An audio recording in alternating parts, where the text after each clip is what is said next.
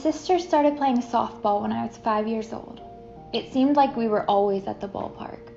I made friends with the other players' siblings at the playground and begged for 5 cents to buy bubblegum. At age 10, I started to enjoy the games. I actually started writing around that time, and writing is one of my passions today. I would write down scores, tournament locations, and all the team's drama. It was like my own reality TV at 10.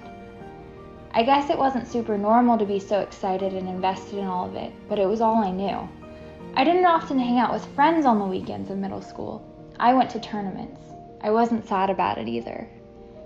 Every part of it was exciting. Packing a bag every weekend, hotels, new restaurants, concession stand food, the feeling of showering after a long hot day, and knowing we would do it all again the next week.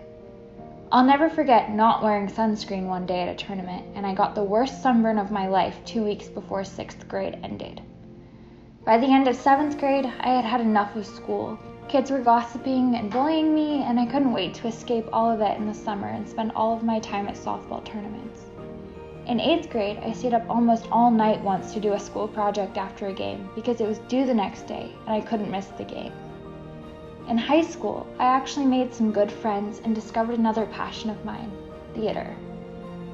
I truly loved it and gave it a lot of my time, but I always loved showing up to games after rehearsal. It was my happy place. I could unwind, I could take it all in, and I could always go back when I finished my things. I never wanted to play myself. That's something so many people have asked me. I don't know why, I just loved spectating. It was something most of my friends never understood. I kind of liked that. It was also special because it wasn't for my friends. It was where I fit long before I had good friends. By my senior year of high school, softball games no longer dictated my life. At that point, my sister was playing in college at the college I would soon go to. I now had made my own life, and in that life, I had performances often and opted to stay home from games to finish school projects. I missed a lot during my late high school and early college years, but when I was able to go, I always felt welcome. Softball fields are so familiar to me no matter how long it's been, like an old friend. I can jump right back in, even if I don't know many of the players.